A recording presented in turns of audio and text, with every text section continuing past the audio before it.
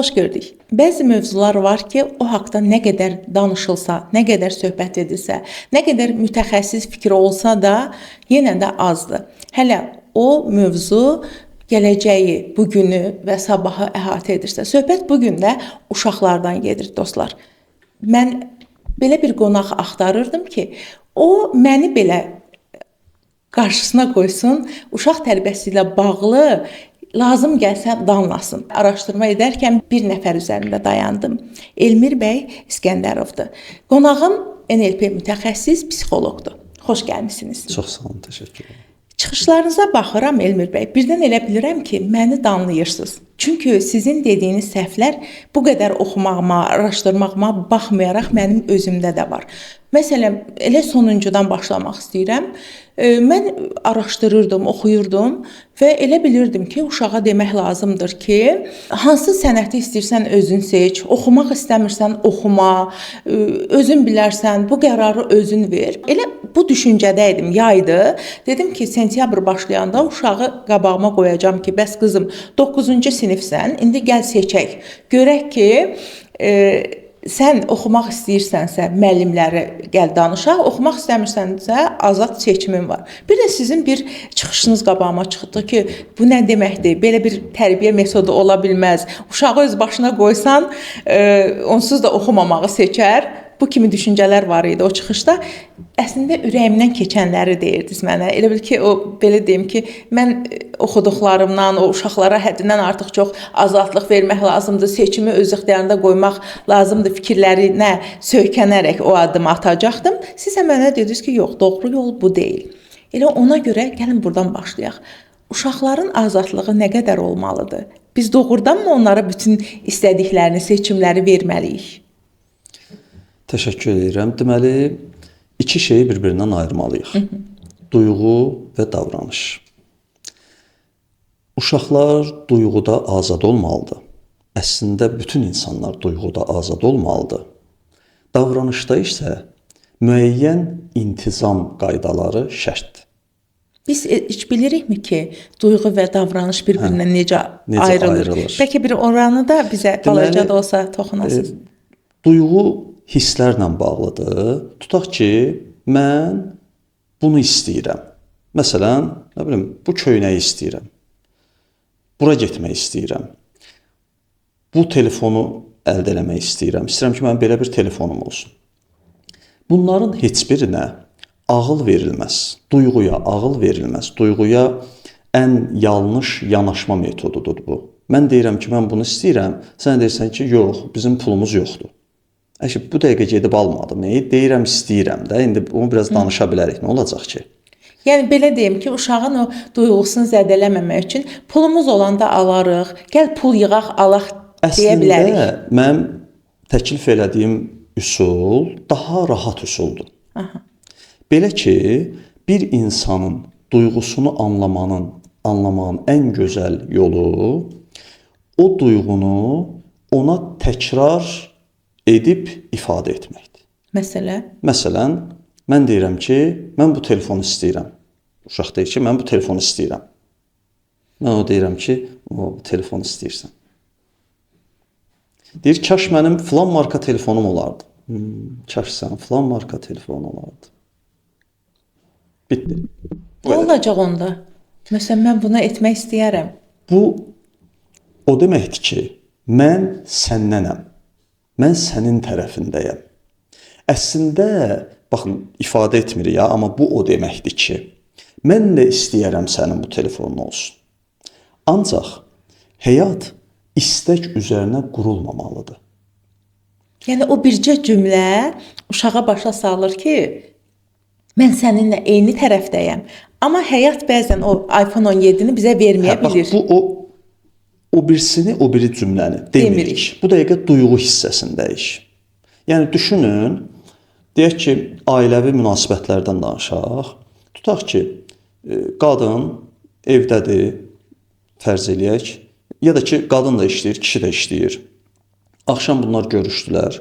Qadın deyir ki, yox, mən istəmirəm o iş yerini, çıxacam, müdür bizdən pis rəftar edir. Çıxsaydı, çıxardı da, bu indi duyğusunu paylaşır. Bu anda kişi deyir ki, sən elə bütün gün işindən şikayət edirsən, çıx gəl otur evində. Əksəriyyəti deyir. Düşünün bir qadın olaraq siz necə gözəl sizi anladı. Anladı? Yox. Bu anlamaqdır. Xeyr. Orada amma desək ki, bezmisən eləmişdən. O da elə onu demək istəyir. Sən Hə, tərəfini bezmişəm, inarsan bütün belə adam da danışmaq istəyir, o duyğusunu paylaşmaq istəyir.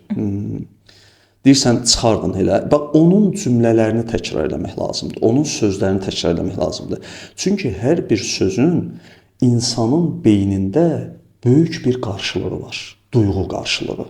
O sözü heç sinonimi ilə də əvəz eləməyə ehtiyac yoxdur. Elə dediyini təkrar elə. Dediyin asan deyil, daha asan deyil. Çox asandır. Vəssalam. Bunu elədikmi? Bitdi. Orada dialoq bitdi. Və sən də xoşbəxtsən, uşaq da xoşbəxtdir, qarşındakı tərəf müqabilində xoşbəxt. Və beləcə anam ya da atam, yaxud müəllim məni anladı. Uşaq deyir ki, bezdim mən, riyaziyyat oxumaq istəmirəm. Bu nədir? İstəmirəm, bezdim. Baxın, bu bir duyğudur. Bəli. Onu o saat, bəs oxumasa necə universitetə? Elə o da onun dərdindədir də. Oxumasa universitetə girə bilməz. Bir tərəfdən də oxumalıdır, bir tərəfdən də istəmir, qalıb belə. Güya o bilmir ki, bizim dediyimiz şeyi bilir. Özünə belə yol yoldaşı axtarır əslində. Hə, əslində yol yoldaşı axtarır. Yəni duyğudaş axtarır. Biz də o sırada onun başını sallayıb deyə bilərik ki, çox çətindir. Yenə çox verib. Bilirik axı onun dərdini. Yenə çox verib, hə? Və yaxud da yenə yüklüyüb. Bəzən uşaqlar əsəbləşəndə müəllimin adını deyirlər. Müəllim demirlər. Bəli. Lap elə adı ilə xitab edir. Heç ananın da mən görmüşəm ki, rəfiqələrinə anam, atam da demirlər əsəbləşəndə. Əsəbləşəndə bəli, elə olur. Bizdə də elədir. Yəni filankəs xala, amma əsəbləşdiksə də xala demirik də. Onun saçını tumarlayıb, orada deyə bilərik ki, çox çətindir. Qalmısan belə. Necə bu qədər verə bilir müəllim tapşır? Bir fikirləşmir ki, bu. Bax biraz biz ondan betər eləyək, biz ondan betər eləyək. Siz nə gözəl danlayırsınız insanları, Elmir bəy. Bax, məsələn, mən bu dəqiqə özümü danlamış hesab edirəm. Çünki düşünürəm ki, mən niyə bunları etməmişəm. Amma həm də çox mədəni, çox elit, çox kübarca danlayırsınız. Mənə elə gəlir ki, bu söhbətimizdən izləyicilərin götürəcəyi çox dərs var. Əslində, ən asan yolu, amma ən təsirli yolu bizə öyrədirsiniz. Demək ki, bu qədər üsyan etmək gərəksizdir uşaq tərbiyəsindən bağlı. Bəs ən böyük üsyanlarımız var. Tutaqım ki, yeniyetməlik çətindir, uşaqları disiplinli öyrədə bilmirik, nə sözümüzə baxıb yatmırlar, nə vaxtında oyanmırlar, nə dərsə məsuliyyətli deyirlər. Məsuliyyət hissi bu dəqiqə valideynlərin ən çox üsyan elədikləri mövzulardan biridir. Bəs məsuliyyətə bu cür cəlb etmək mümkündürmü? Belə xoş cümlələrlə, gözəl duyğu ötürərək, duyğudaş olaraq. Uşaq tərbiyəsi özünü tərbiyədən başqa bir şey deyil. Bəli. Uşaqla işimiz olmayacaq. Səhv etmirəmsə, bunu Wilde-da da oxumuşam. Oscar Wilde deyir ki, uşağı tərbiyə etməklə özünü yorma, elə özün nəsənsə qarşında da öz əksini görəcəksən. Əslində bunun motivi, bunun səbəbi o da deyil ki, mən yaxşı olum, qoy uşağım da yaxşı olsun. Onda çətin ki, mən yaxşı olam. Çünki öz yaxşı olmağımı başqa birisinin gələcəyinə bağlamamalıyam. Mən elə yaxşı olmalıyam da. Bunun üçün mən uşağım olmalıdır ki. Bəs Elmir bəy, siz də görmüsünüz belə ailələr, belə tablolar. Çünki məndən çox görmüsünüz. Çünki peşəniz buna icazə verir. O söz var, deyir, alimdən oğru doğar, oğrudan alim. Bilmirəm nə qədər doğru ifadə edirəm, bu gün də səsləşirmi? Amma mən də bunu görmüşəm, yəqin sizin də qabağınıza çıxıb. Əgər sizin dediyiniz kimidirsə, özümüz yaxşı olanda evladımız da yaxşı olacaqsa, niyə bu nümunələr də az deyil? Mən çox görmüşəm, məsələn, heç də yaxşı yolun yolçusu olmayan valideynlərin elə yaxşı evladları olur ki, və yaxud da ki, o qədər ideal görünən, bəlkə də səhv görürük, görünən ziyalı ailələrin elə uğursuz evladları olur ki, onlara ləkə gətirən, cəmiyyətə xoş olmayan, insan üçün də ləkə gətirən sözünü işlətməkdən çəkinirəm. Amma indi faktlar var da, xeyirli evlad olmayan nümunələr də görürük. Nədə baş verir o səhvlik? İstisnaları çıxmaq şərti ilə əsasən belədir də. Deməli, bir insanın cəmiyyətdə yüksək nüfuzlu şəxs olması heç də onun yaxşı övlad böyütməsi mənasına gəlmir. Biz aldanırıq, onu o cür. O qədər aldanırıq ki, özü də. Yəni bu adam filan sahədə uğur qazanıb. Bizə deyirik ki, ay bunun övladına bax, bax bu niyə belədir? Əşi o sahədə uğur qazanıb da, bu adam uşaq tərbiyəsi sahəsində heç nədir. Heç bir şey bilmir. Bəlkə də uğursuz o qədər valideyn var ki, uşağını daha düzgün tərbiyə edir. Və yaxud da heç o valideyni biz tanımırıq. Mən çox görüşürəm. Həqiqətən o qədər şüurlu, hal-hazırda çoxdur elə nümunələr. O qədər şüurlu valideynlər var, fərqində olan. Bax, dünənə qədər gəlib mən neyinim bu uşaq belə eləsin, mən neyinim bu uşaq belə eləsin. Hal-hazırda daha çox valideynlər gəlib deyir ki, mən harda səhv edirəm. Bu o qədər gözəl bir yanaşmadır ki. Bəli. Bax, buradan başlamalıyıq. Mən harda səhv elədim? Və yaxud da mən nə etməliyəm? Axı mən uşaq tərbiyəsi üzrə mütəxəssis deyiləm. Yəni ailə qurdum, uşağım oldu da. İndi mən bu uşaq tərbiyəsini bilməli deyiləm. Bu mövzunun xamı oluruq. Əlbəttə ki, ondan sonra da başlayırıq şüur altımızda nə varsa, nə yoxsa, nə bilim oradan-buradan bir təhər tətbiq eləməyə. Tətbiq elədikcə də nəticə gözləyirik. Nəticə istədiyimiz kimi olmayanda təzə nəticə ilə savaşırıq. Beləcə gedir proses. Amma bunu öyrənmək lazımdır. Ən azı özümüzə lazım olan qədər öyrənmək lazımdır ki, mən burada nəyi etməliyəm? Yəni bir sahədə uğurlu olmaq heç də o demək deyil ki, mənim övladımda ya və yaxud da mən övladımla münasibətlərimdə də uğurluyam.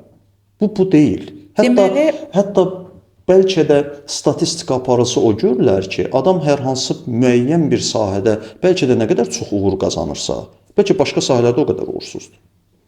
Deməli bizim zahirən gördüyümüz o alimdən oğru, oğrudan alim doğular söhbəti yalandır. Çünki o alim kimi uşağını tərbiyə edə bilməyib.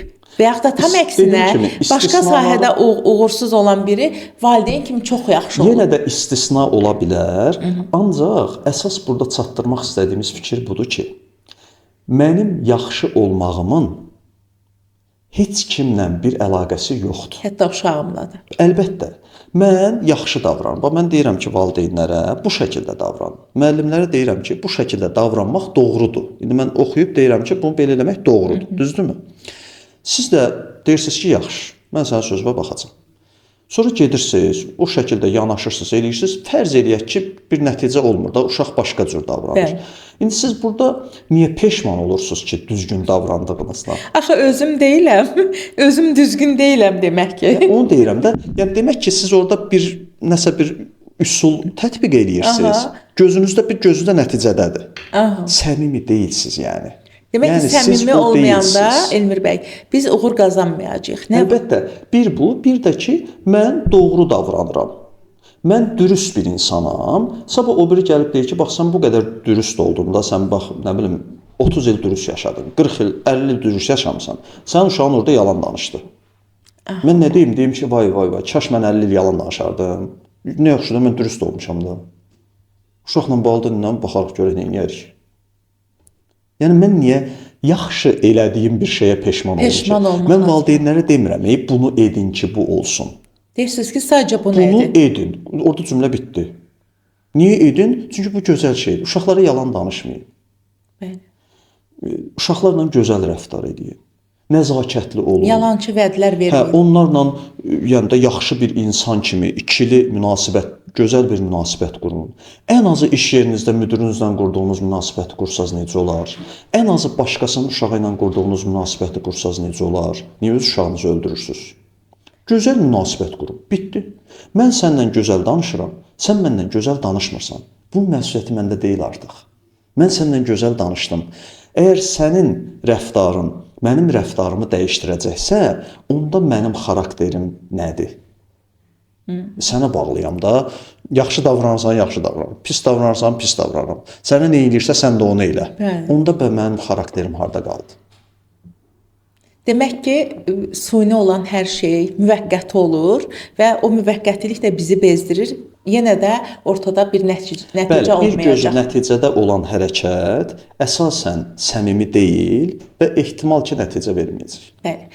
Elmir bəy, bu sözümə görə məni belə deyim ki, linç eləmişdilər. Demişdim ki, Azərbaycan qadını azadlığı səhv başa düşdü. Ümid edirəm ki, növbəti cümləm üçün də məni daşqalaq etməyəcəklər. Mənə elə gəlir ki, uşaq tərbiyəsindəki azadlığı da səhv başa düşmüşük. Çünki bir dönəm biz belə bir ailələrdən çıxmışıq ki, nə eşitmişdik? Qızını döyməyən dizini döyər və yaxud da ki, öncədən belə bir məsələlərlə böyümüşük ki, səhəngi qırmadan uşağı vur ki, sonra onsuz da səhəng qırılandan sonra xeyri yoxdur və s. Bu valideynlərin əlindən çıxmış bir nəsil sonradan uşağına belə deyim ki, metroda ayağını oturacaqlara qoyan uşağına yox deməyən valideynlərə çevrildi. Ya iki qütbdədir bu gün Azərbaycanda valideynlər. Ya hələ də ənənəvi üsula sadiqdir. Uşağını döyür, çimdikləyir, göz ağardır. Məsələn, çox rahat başqasının yanında uşağının şəxsiyyətini alçaldır. Onsuz da bu bibisinə oxşayıb, xalasına oxşayır cümlələrindən istifadə edir. Və yaxud da ki, mənim belə deyim ki, 15 yaşında oğluna hələ də yemək yedizdirib, 13 yaşında qızına prinsesim deyən bir valideyn forması var. İki qütbdəyik. Orta, qızıl ortada yoxuq. O qızıl orta harda başlayır? Nədir o qızıl orta? Necə edək ki, nə ənənədən qopmayaq, nə də ki, o hala gəlməyək. Amma düzgün bir nəticə əldə eləyək. Bax, nə vaxta qədər ki, bilmədiyimiz işlə bilir kimi məşğul olacağıq, səhv edəcəyik və heç bir uğurlu nəticə əldə edə bilməyəcəyik. Bu, bütün işlər üçün belədir. Bax, mən qabağıma, nə bilim, bir neçə ərzaq qoysam, tərəvəzlər. Başlayıram yemək pişirməyə, amma yemək pişirə bilmirəm. Amma pişirməliyəm. Necə edeyim? Oradan bunu götürəcəm, buradan bunu götürəcəm. Qəribə bir şey olacaq. O yeməyin dadı, o yemək olmayacaq. Bəlkə də heç bişməyəcək. Sonra başlayacağam ki, yox, mən belə eləməyim. Ən yaxşısı bunu doğramayım, bunu bütöv atım. Bütöv atıram bu səfər. Bunu yoxlayıram, yenə alınmır. Mən neyniyim? Sizcə mən burada neynəsəm daha yaxşı olar? Olmazmı ki, hansısa bir yemək kitabına baxam? Ya da yemək videosuna baxam, ya da yemək pişirə bilən bir adamdan soruşam. Bu daha düzgün olmaz? Düzgün olar, amma belə bir cümlə eşitmişəm son vaxtlar Elmir bəy. Deyirlər ki, uşaq tərbiyəsi individualdır. Hər valideyn özü hiss edir uşağı nə istəyir. Hər uşaqla olduğu kimi başqa cür yanaşmaq lazımdır. Ki, individualdır. Hər insana başqa cür yanaşmaq lazımdır. Bəs onda o oxuduğumuz eyni deyilmi? Mənim beynimdə ümumiləşmiş bilgilər yoxdursa, mən o individualı necə çıxaracam onun içindən? Deyirsiniz ki, bir bilgi olmalıdır. Mənim bilgim yoxdur da, mən sıfırdır. Bu sıfırla mən heç individual nədir, heç o sözün mənasını bilmirəm. Hansı uşaq, mən deyəcəm ki, onun da valideyni mən olmuşam, bunun da valideyni mən olmuşam. Niyə bu belə olub, niyə bu belə olub? Sən kim deyirdi ki, fərq qoyma? Fərq qoymaq lazımdır. Deməli, biz ümumi bir bilgi edinməliyik, bir nəticəyə gəlməliyik və sonradan uşağımızın başqalarına fərqini seçməliyik. Fundament bilgilər əldə olunmalıdır. Ondan sonra da baxacağıq ki, bax, mən bu övladımın xarakteri budur. Bunu çox gözəl bilirik onsuz da hamımız. Bununki budur, bununki budur. Amma, bəli, hər o uşağın öz temperament tipinə, fərdi psixoloji xüsusiyyətlərinə görə yanaşacağıq. Amma bu da o demək deyil, hər uşağın istədiyini veririk. Elə şey yoxdur. Baxın, əslində problem olan o iki qütblər dediniz. Problemlər bizlə bağlıdır. Biz bu nəsillə bağlıdır. Uşaqlarla bağlı deyil. Yəni bizim yanaşmamızla bağlıdır. Niyə məktəb forması var? Ən məşhur cavab nədir? Çünki məktəb forması olmasa, hərə evdən bahalını gətirəcək, nə bilim, o başqa şey geyinəcək, elə. Bunlar kim geyindirəcək? Valideyn. Valideynlərin problemidir də. Valideynin problemi olmasa, məktəb forması olmaz. Və yaxud da uşağa telefonu kim verdi? Valideyn. Mən. Uşağa o 5 dənə ayaqqabını kim aldı? Mən. Uşağı filan yerlərə kim apardı? Mən. Uşağın cibinə kim pul qoydu? Mən. Sonra deyim ki, o naşükürdür, heç nəyin qədrini bilmir, niyə belə elədi? Bu necə olmalıdır ki, bunun üstə niyə düşmüşük ki biz? Günah bizdədir. Əlbəttə ki, günah deyəndə, yəni biz fikirləşməliyik ki, bax, mən nə edirəm və nəyi niyə edirəm? Baxın, bir çox hallarda biz öz daxili yaralarımızla hərəkət edirik. Mən övladıma prinses deyəndə, mənə prinses deyilmədiyi üçün demiş oluram. Yoxsa onu prinses hesab elədiyim üçün demirəm. Və yaxud da mən övladıma deyəndə ki, bizim vaxtımızda belə imkanlar yox idi. Nəyin yoxdur sənin deyəndə, niyə bizim vaxtımızda belə şey yox idi? Üsyanı da bu əslində. Mən bu fikri eşitdim sizin çıxışınızda. Biraz da təəccübləndim açığa. Çünki xatırlayıram ki, nə vaxtsa belə bir monoqrafiya oxumuşdum. Orada yazılırdı ki, uşaqların ən birinci rəqibi valideynləri və öz ailə üzvləridir. Yəni insanın daha doğrusu ən birinci rəqibi valideynləridir, qardaş-bacılarıdır, sonra evladlarıdır. Hətta bununla bağlı tarixi faktlar da gətirilmişdi. Biraz mənə ətirpədən gəlmişdi ki, bu nə danışır? Belə şey ola bilərmi ki, ana qızının paxıllığını çəkir? Hətta orada belə nümunələr də var idi tarixdən və yaxud da bu gündən. Məsələn, nümunənin biri yadımdadır ki, ana fikirləşir ki, bizim vaxtımızda heç uşaq bezləri yox idi. Amma indiki dövrdə uşaq bezləri var. Bəxtəvər evladımın başına uşağını necə rahat böyüdür falan. Mən çox təəccüblənmişdim. Doğrudanmı bu qarşılaşma var, qarşı durma var? Doğrudanmı bu paxıllıq hissidir? Bu təbii olan bir his deyil. Yaralardan ortaya çıxan bir hissdir. Fərqində olsaq, heç bir valideyn övladını qısqanmaz, övladı ilə bağlı mənfi fikirləşməz. Yəni bu fərqində olmayanda belə olur. Şuur altımın mən fərqində deyiləm, nələrlə dolduğunu bilmirəm, düşmüşəm uşağın üstünə. Çünki gücüm ona çatır. Amma fərqində olanda və bunu həll edəndə ki, yox, bu belədir, belədir, belədir. Bunun da özünə görə müsbət cəhətləri var və ya o dövrün xüsusiyyətləri bu idi. Baxırsan ki, bu gün məsələn psixologiyadan 2 cümlə oxuyuruq ki, valideyni ilə dalaşır, ta ki 30 yaşında, 40 yaşında bir qadın və ya kişi valideyni ilə dalaşır ki, sən mənə belə eləməmisən. O da yazın əlindən gələni eləyib, baxı, o bilmir də bunu. O da qalır belə ki, mən neyniyim? Heç bilmir söhbət nədən gedir. O da məyus olur hətta. Əlbəttə ki, o bilmir ki, söhbət nədən gedir. Bu məni niyə qoyub qabağına danlayır? Mən bunu neynəmişəm axı? Axı mən bunu o vaxtı filan yerdə işləyirdim, heç mən bunun üzünü görmürdüm, amma bunun üçün pul qazanırdım. O bilmir yenə də söhbət nədən gedir. Yəni bunu oxumağımızın, bunu bilməyimizin nəticəsi gedib kimsə danlamaq olmamalıdır. Bundan sonrası üçün, mən başa düşdüm, məndə nə olmuş ola bilər, məndə nə iz qoymuş ola bilər. Çalışım ki, mən bu izi aradan qaldırım. Necə aradan qaldırım? Bu izə müxalif olaraq bir sonraki nəsillə davranım. Bu izlə davranmayım. Bu şəkildə bu iz də məndən yavaş-yavaş keçib gedəcək. Heç kim valideyn yanaşmasının qurbanı deyil, olmaq istəmədikcə.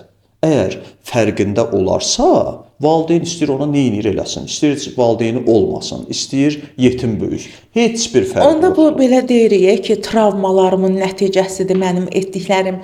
Demək ki, mən travmalarımı var, amma onun nəticəsi deyil. Onu sağaltmaq istəməməyimin nəticəsidir mənim etdiklərim. Bəli, ona sığınmağımın, bəlkə onu davam elətdirməyimin ki, bu bir şansdır da. Məsələn, mən bu cümləni işlətmək üçün o travma hələ orada qalmalıdır da. Ona görə mən onu davam elətdirəcəm. Belə deyim ki, gücüm heç kimə çatmır, ancaq körpə uşaqlarıma çatır. Ərim məni hirsləndirəndə onu döyürəm, qaynanama hirsləndirəndə deyirəm ki, bibisinə oxşamış falan. Bunlar əslində travma deyil, xarakter zəifliyimdir. Amma travmaya sığınıram ki, məni də belə böyüdüblər. Nə olub ki? Fərqində olduğumuz travma bizə zərər verə bilməz. Mən bilirəmsə ki, mənim buram qanıyıb, gözləmərəm də ki, qan axsın. Nəsə eləyərəm də ora, düzdür? Bəli.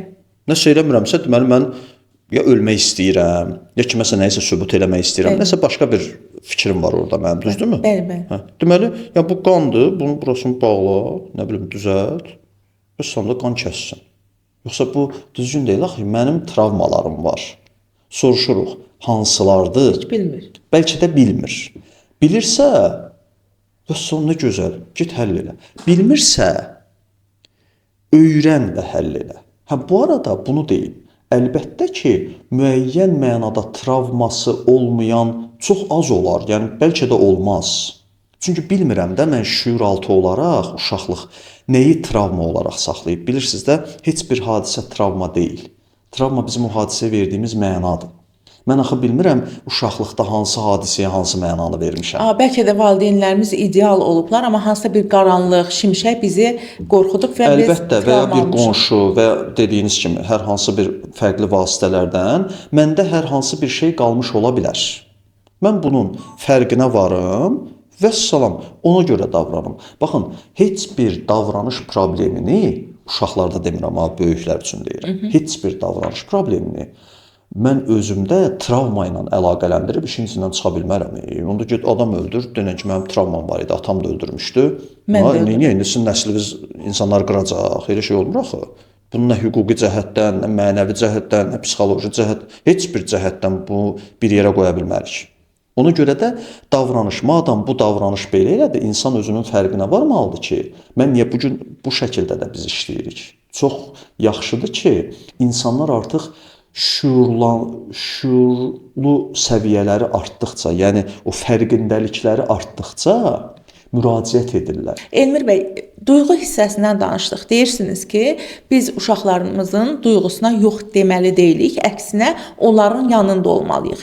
Bir də var bunun digər tərəfi, hansı ki, onları nizam-intizama sövq etməliyik. Burada belə deyim ki, necə edək ki, səhv etmək, o nizam-intizam tələbimiz onlara diktəyə çevrilməsin, despot valideynlərə çevrilmək. Necə davranaq? Əvvəla bunu bilək ki, bütün insanların, bütün uşaqların körpəlikdən etibarən daxilində bir intizam proqramlaşdırılması var. Bu intizam onların daxilindən gəlir. Bütün uşaqlar intizamdan ötürü ölürlər. Necə maraqlı cümlə. Bəs biz əksini bilirik. Məsələn, mən oxuduqlarımda, eşitdiklərimdə bilirsiniz ki, maşallah 3 aylıq kurs keçib nə qədər psixoloqlarımız var. Deyirlər ki, uşaq intizam sevmir, uşaq onsuz da intizama tabe olan deyil. Siz tam əksini deyirsiniz. Bəli. Bunu nədən bilə bilərik? Nümunə. Tutaq ki, fikir verin, uşaq hansısa bir əşyanı qoydunuz bura. Onun xoşladığı oyuncaq buradadır. O oradan götürdü. Ola bilər qaytarıb ora qoymasın. Amma yenidən gəlib onu orada axtarır. Bu nəyi göstərir? Demək ki, o intizam. Bunun yeri buradır. Bu nədir? İntizamdır da. Amma sən bir dəfə bunu bura qoyursan, bir dəfə ora qoyursan. Nə bilim, bir dəfə səhər yeyirsən, bir dəfə yemirsən, bir dəfə bu falan vaxtı durursan, bir dəfə durmursan və yaxud da 3 yaşı var uşağın, 4 yaşı var uşağın, hətta 2 yaşı var uşağın. Bu uşağın yatmaq vaxtı nə vaxtı? Bir vaxtı var da, bioloji saat var. Fərz eləyək ki, saat 9. Sən onu toya aparırsan həmin saat. Sən onu toya apardın və yaxud da sən bir yerə getdin, sən əylənirsən axı, görürsüz, yenə böyüklərlə bağlı məsələdir də. Biz getdik qonaqlığa, bu gün də 6-cı gündür, sabah da bazardır. O fırlanırıq da orada. O uşaq o 2 yaşında, 3 yaşında, bu gün 6-dır, sabah bazardır, sabah belə şey yoxdur orada. Bax, pozduqmu? Bəli. Necə birinci gündən təzədən düzəlt. Və yaxud da bax qabağı yaya gedir. Ən çox müraciət aldığımız bəlkə də sentyabr-oktyabr aylarıdır. Çünki yayda pozuldu, ala düzəlt. Belə bir şeydir. Niyə? Yayda getdi, 2 ay əmsi oğlu ilə belə söyüş öyrəndi, filan kəsdən bunu öyrəndi, burada belə pozuldu, orada telefondan bütün günü yatdı. Baxın, nə oldu? İntizam pozuldu. İnsan beyni də belə işləyir. Ən yanlış edilən şeylərdən biri iş adamlarının bazar günü səhər yatmasıdır. Ya da 6-cı gün səhər yatmasıdır. Həftənin bir gününü gözləməsidir ki, səhər onu yatım. O zaman həftə boyu yorğun olur, təzədən çünki proqram bir cürdür. O proqrama sən bioloji saatı öyrəşdirdin. Sən bazar gündə səhər dur. Əslində insan bədəni intizama uyğundur. Uşaq da ən başda gəlir bunda. Yəni o qoyduğu yerdə tapmayanda hirslənir, aqressivləşir. Onsuz doğulanlar bu uşaq intizamlıdır. Sadəcə olaraq bizim evin, bizim ailənin, atanın, ananın, varsa böyüklərin, nənə-babaların və varsa özündən böyük uşağın ki, o da bizlə böyüyübsə, yəqin ki, onun da bir intizamı olacaq. Bir intizamı varmı? Televizor açıqdır. Niyə? Məsələn, bu bir intizam daxilindəmi açıqdır? Yoxsa elə səsi gəlir. Bu intizamdır. Evə nə vaxt gəlirsən? Əlbəttə ki, ara sıra, yəni fərqli durumlar ola bilər, başqa şeylər olur. Mən istisnalardan danışmıram. Ümumilikdə danışıram ki, bizdə bir intizam var. Ailə intizamdadır. Bunun içində böyüyən uşağa ayağını belə qoy, əlini bura uzatma, nə bilim, başını belə tut, dodağı bu tərəfə tərpət deməyə ehtiyac yoxdur. O onsuz da onun içində böyüyür. O kənara çıxanda şok olur. Şok effekti. Belə baxır belə ki, burada niyə belədir ki? Buna niyə telefona baxır? Başqa bir yerə gedəndə. Xüsusilə əsas vacib olan o şüur altının formalaşdığı vaxtlardır. Məsələn, ən çox 5-6 yaşlarına qədər. Bəlkə biraz 7-8 yaşlarına qədər. Ondan sonra artıq daha belə güclənmiş bir formada o cəmiyyətə çıxır. 5-6 yaşa qədər biz ən çox etdiyimiz səhv nədir? Onları belə deyim, göz ardı etmək, uşaqdır, nə qanır, nə başa düşür deməyimiz, yoxsa belə deyim ki, həddindən çox, yəni siz də görürsüz ki, 5-6 yaşında uşağı var, onu həm şahmata aparır, həm üzgüçlüyə aparır, həm rəqsə aparır. Hansı daha qorxuludur Elmir bəy? Həddindən çox uşaq yanaşmağımız, yoxsa həddindən çox ondan gələcək dahi düzəltmək istəyimiz? Elə əslində ikisi də eyni şeydir. Əslində biz uşaqdan tərəf yanaşmırıq heç vaxt. Yenə özümüzü düşünürük. O uşaq şahmatda uğur qazananda ən çox mən sevinirəm. Mənim üçün də mən eləmişəm. Nə bilim, hər hansı bir şeydir, yəni uğur qazananda mənlikdir. Mənim statuslarım ortadadır. Düzdürmü? Mənlə bağlı deyil. Mən özüm, yəni sadəcə olaraq bu saatdan sonra da gəlib şahmat öyrənə bilməyəcəyimə görə, bir də ki çətindir axı. Uşağı qoyuram. Baxın, bütün kitab sərgilərində falan da baxsaz, görəsiniz ki, uşaqlar götürüb aparırıq. Yəni özümü oxumağım biraz çətin.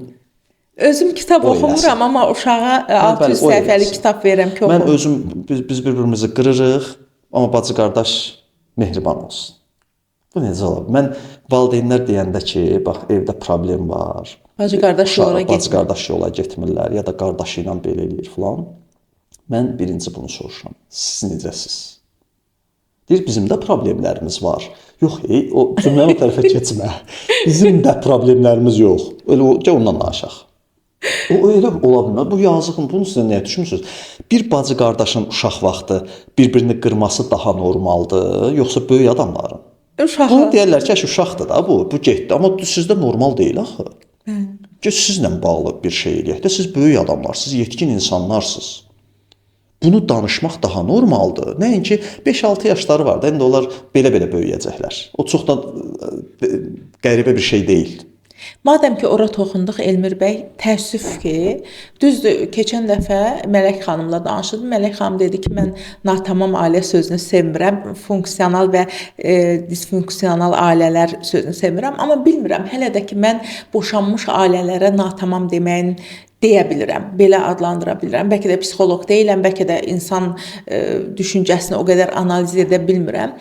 Təəssüf ki, indi çox həddindən artıq boşanmış ailələr var və biz o qədər müasirləşə bildik ki, sözümüz çəp gələn kimi ayrıla bildik. Amma biz o qədər müasirləşə bilmədik ki, boşanmanın da mədəni tərəflərini, belə deyim, sağlam boşana bilmirik hələ də. Yəqin sizin də rastınıza çıxır, mən də görürəm ki, 100% sağlam boşana bilən, normal boşana bilən ailələr görmək olur, uşağı düşünülür. Biz hələ də boşananda uşaq bizim silahımıza çevrilə bilir.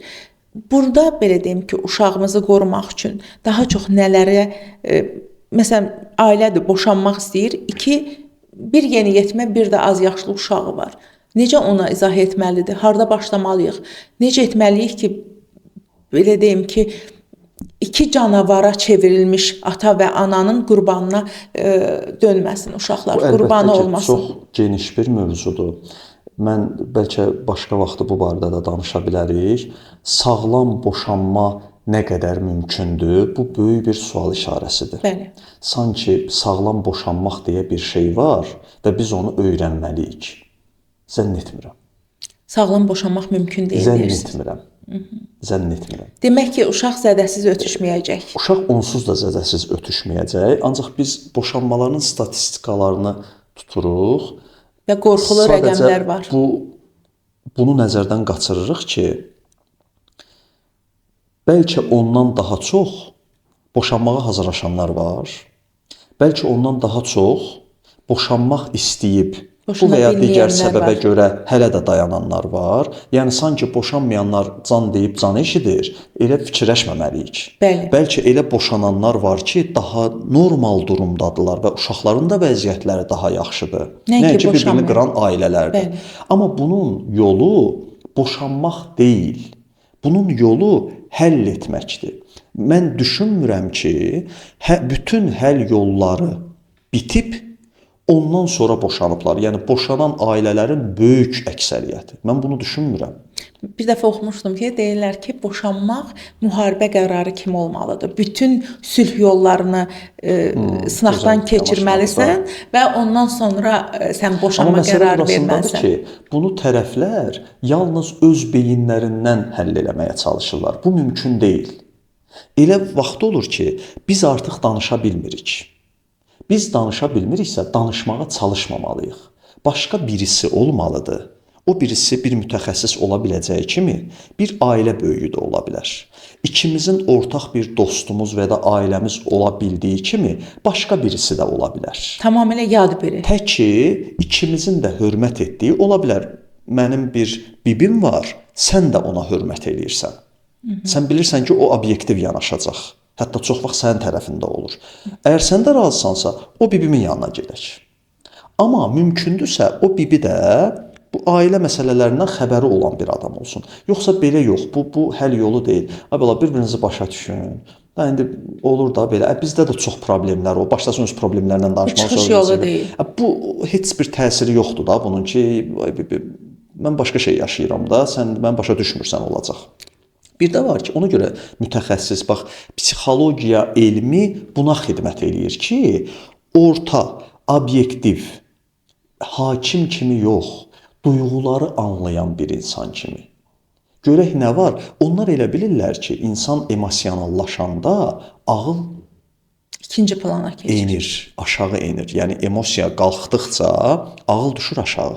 Ağıl aşağı düşdükcə mühakimə qabiliyyəti itməyə başlayır. Sən ağılsız deyilsən, amma o an üçün Ağılsızsan. bax, gedirsən, işə gedirsən, o qədər gözəl ağlın işləyir ki.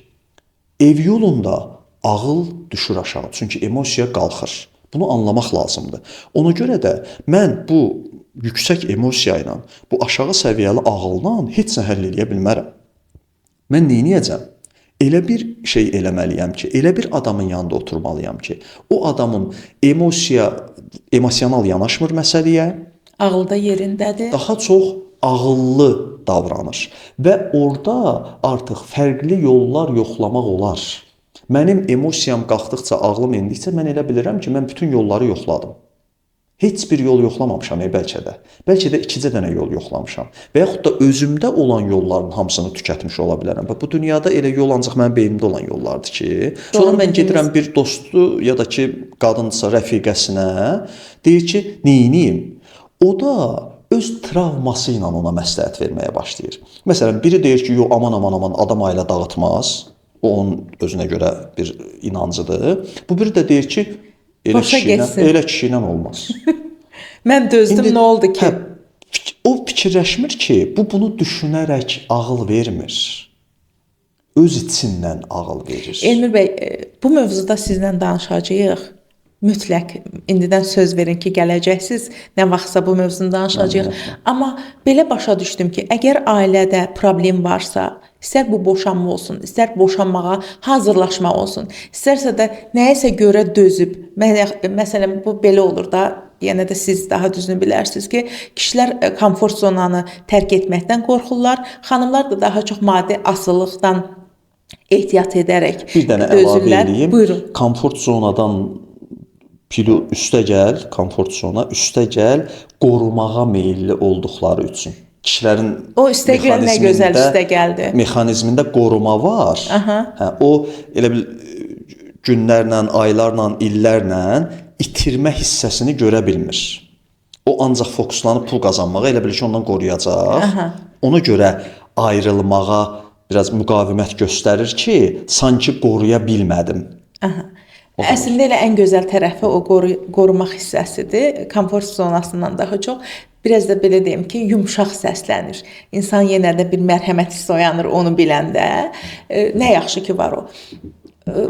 Bu şeylərdən ki, boşanmır, demək oradakı uşaqlar artıq zədələniblər. Biz onu uşağa istər-istəməz belə deyim ki, deməsək də uşaqlar onu başa düşürlər, düz deyilmi? Bəs nə edək? Necə davranaq? Uşaqlar bütün duyğuları onsuz da götürürlər və hər biri özünə məxsus şəkildə onu yaşayır. Ancaq bunu xaricə çıxarma forması çox vaxt müdafiə mexanizmi şəklində olur. Uşaqlarda. Bəli. Yəni necə müdafiə mexanizmi də deməkdir? Tutaq ki, o oyun oynayır. Biz də qıraqdan baxıb deyirik ki, başa düşmür də. Xeyr, çox gözəl başa düşür. Başını qatır.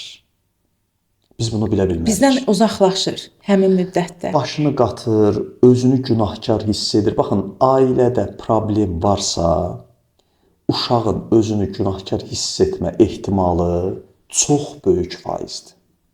Nə qədər balacadsa. O, hər şeyi özünə bağlamağa meyilli olur.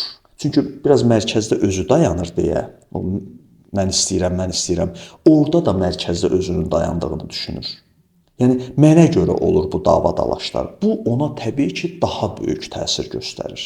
Bu sırada əlbəttə ki, sağlam boşanma dedicək, bəlkə də sağlam müzakirə və yaxud da sağlam mübahisə məsələsində danışmaq lazımdır. Yəni, biz mübahisə edə bilərik. Bəli. Hətta uşağın yanında bunu eləyə bilərik. Bəli. Amma biz sağlam mübahisə eləyə bilmirik axı. Mənim ağzımdan elə söz çıxır ki, belə bu söz işlədilməz.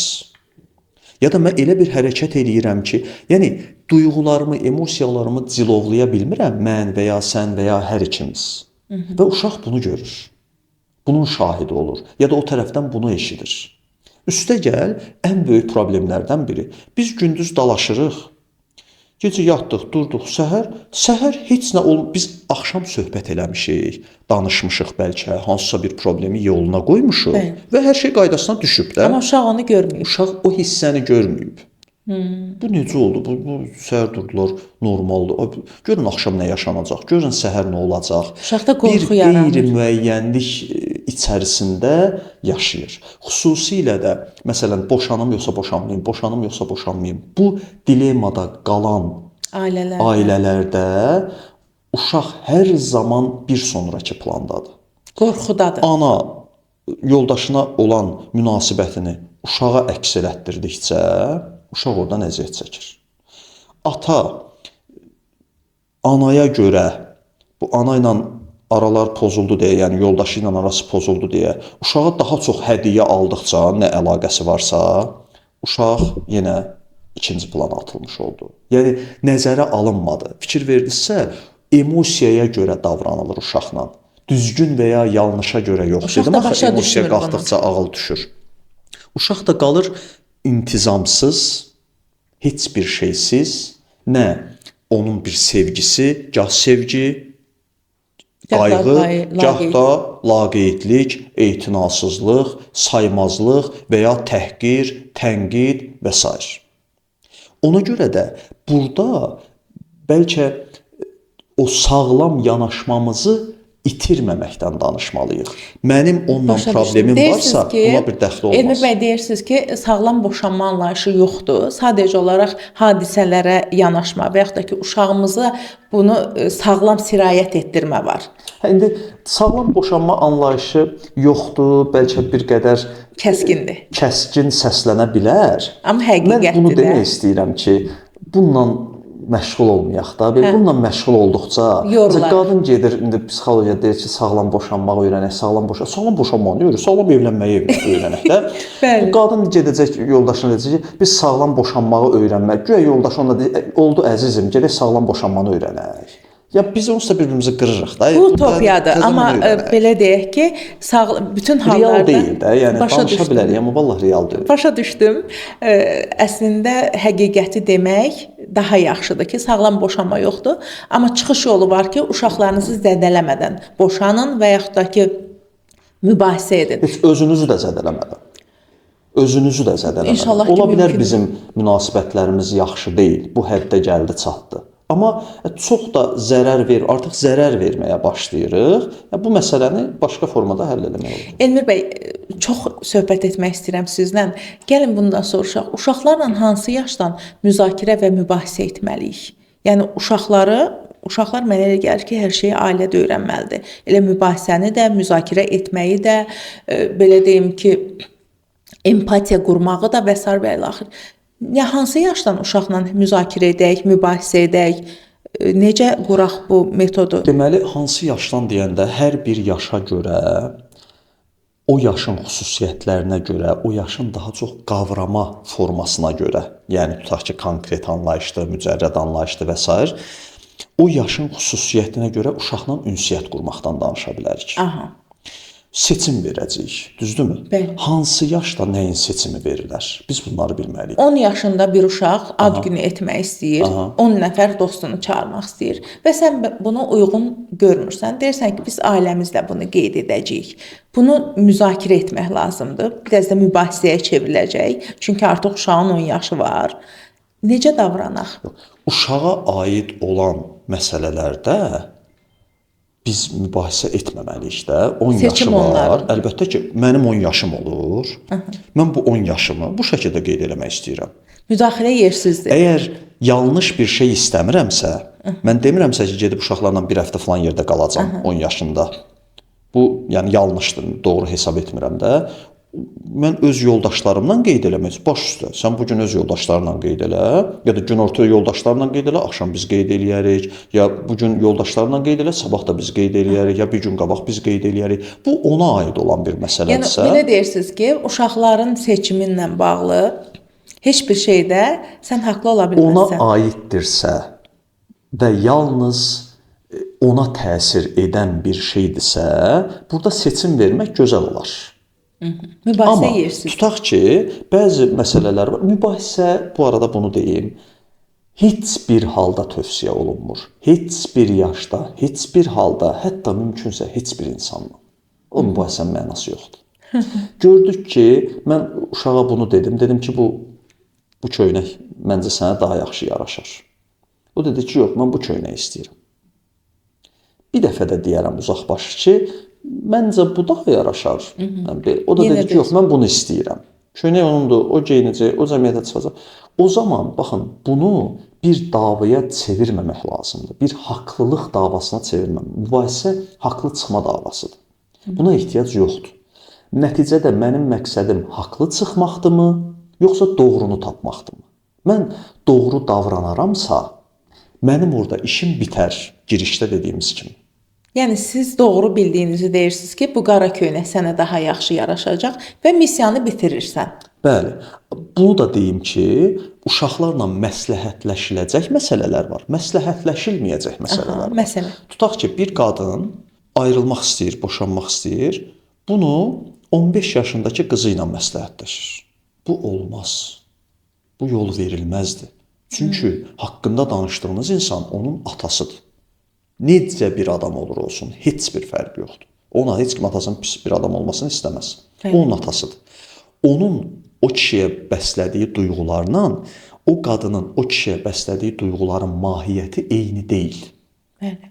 Hətta bəzən uşaq gəlir deyir ki, ana boşan da bəsdir daha.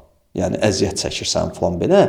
Ananın yəni o duyğuları ona təsir eləyir, yaşadıkları demirəm. Dedikləri və duyğuları təsir eləyir və deyir ki, daha boşan. O ona təzyiq göstərir. O sırada demək lazım ki, qızım, bəlkə məni düşünürsən, bilmirəm nə düşünürsən, amma xahiş edirəm, mən öz qərarımı verəcək qədər yetkin bir insanam. Sən narahat olma, mən boşanmaq istəyəndə boşanacam onsuz da. Ayrıca da bir də elə bilərsən, boşanmaq istəyirəm, boşana bilmirəm. Xeyr, mən yəni narahat olma, aciz deyiləm. İstədiyimi edə bilərəm. Etmirəmsə, deməli hələ istəmir. Bir də ki, uşaqların gözündə təəssüf ki, siz də bilirsiniz ki, ata kultunu bu qədər zəiflətmək edilə bilən ən böyük zərərdir. Çünki mən bilmirəm, bəlkə də səhv düşünürəm. Şəxsən öz adıma deyə bilərəm ki, mən həmişə atamın gücündən ilhamlanmışam. Mənə elə gəlir ki, uşaqlar daha çox, bəlkə də uzun əsrlərin keçdiyi yoldur, bizim genetikamıza təsiridir, bilmirəm nədirsə. Biz düşünürəm ki, ata gücünə daha arxain olan insanlarıq. Biz bugün atanı bu qədər zəiflətməklə onlara sadəcə zərər verə bilərik. Onların gözündən salmaqla. Çünki atalar evladlarının qəhrəmanıdır, ilk qəhrəmanıdır və tam əksini də deyim, bir tərəfli çıxış olmasın. Bəzən atalar da bunu edirlər. Anan bacarıqsızdır, sənin anan bunu nə biləcək, gəl gedək xalandan, bibindən soruşaq cümlələrini qururlar. Uşaqları qorumaq çox çətindir. 3 cümlə, 5 cümlə desək ki, onları qorumaq üçün nələr edək sonda? Uşaqları qorumaq üçün nələr edək?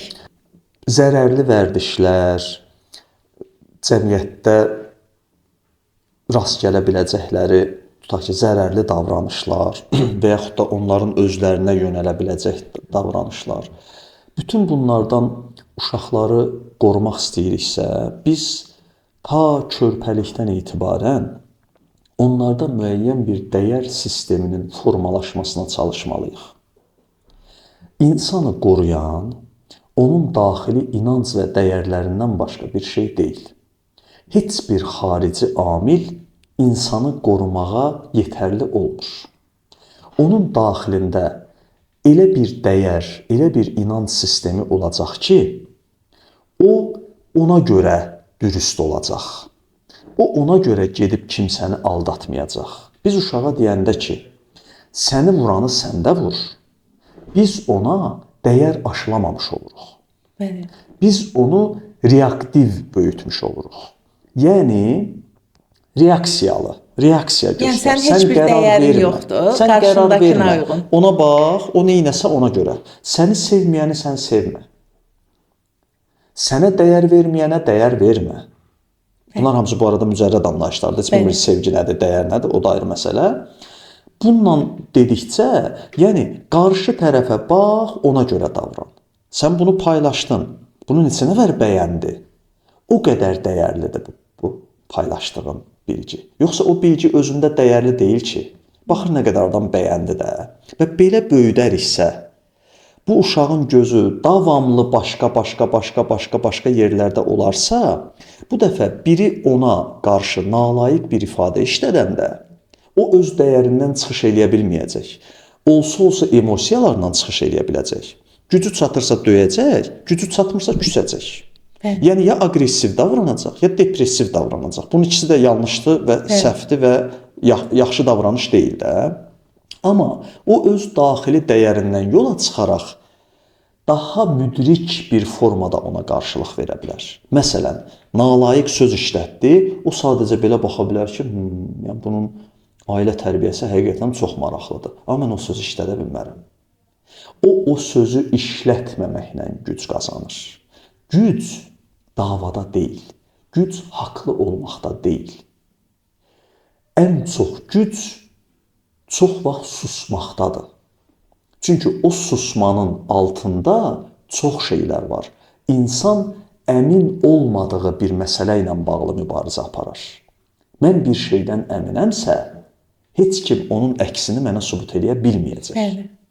Və mənim də onun elə olduğunu sübut eləmə məcburiyyətim olmayacaq. Nə qədər əminəmsə, o mövzuda o qədər az danışıram. Bilmirəm nə qədər əminəm, amma tək bildiyim odur ki, bugünkü söhbətdən öyrənəcəyimiz çox şey var. Uşaq tərbiyəsi, uşaqlarla bağlı mövzular mənə elə gəlir ki, hələ də öz həllini tapmayıb və hələ də böyük işlər görülməlidir. Amma sizin dediyinizdən yola çıxaraq bir şeyə əmin oldum ki, bu elə də qorxulu deyil. Bu bizə öyrədilən kimi, təlqin olunan kimi vahiməli bir hadisə deyil. Sadəcə olaraq özümüz şuurlu olduğumuzun fərqinə varmalıyıq və şuurlu davranmalıyıq uşaqlarımızla. Onda nəticədə gözümüz olmasa da nəticə əldə olunacaq. Sağlam cəmiyyətdə, sağlam insanlar arasında uşaqlarımızın böyüməyini diləyirəm. Tək arzum odur ki, onlar gələcəyin canavarlarına yox, şuurlu insanlarına çevrilsinlər. Çox sağ olun gəldiyinizə görə. Təşəkkür edirəm.